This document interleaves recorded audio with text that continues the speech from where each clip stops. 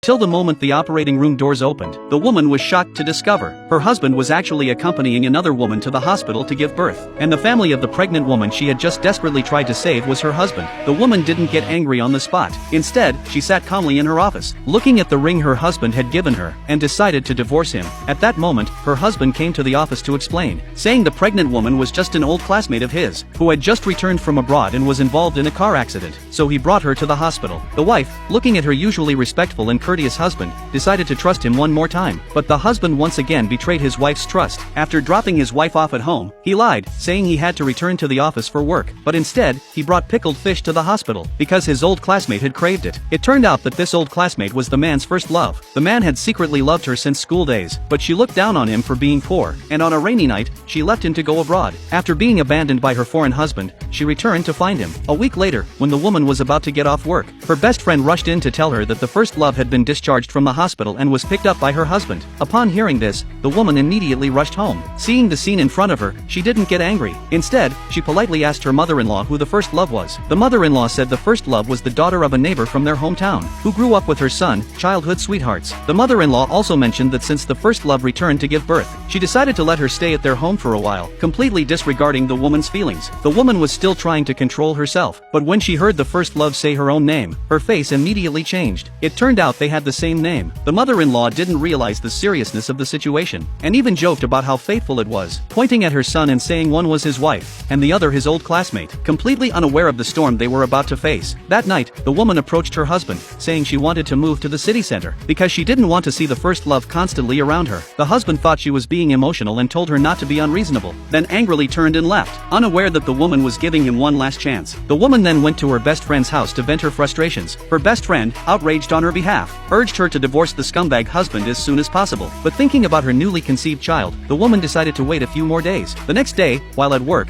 her husband called. Just as the woman hesitated to answer, her best friend grabbed the phone and hung up, saying that a heartless man like him should be ignored for a few days. However, when the woman finished work, her husband was waiting at the hospital entrance. He walked up to her and agreed to move to the city center. She thought her husband had finally come to his senses, but what happened next quickly brought her back to reality. The woman saw the first love standing before her, and turned to ask her husband what it meant. The husband explained that since the city center was closer to the hospital, he planned to bring the first love to live there too, so it would be more convenient for her to have prenatal checkups in the future. At this moment, the woman realized her earlier joy had been for nothing. The only reason her husband agreed to move to the city center was because of the first love. The woman suppressed the anger in her heart. Her husband tried to reassure her, telling her not to overthink things, claiming there was nothing inappropriate between him and the first love. The woman didn't want to argue further, because this time, she had decided to divorce the scumbag husband.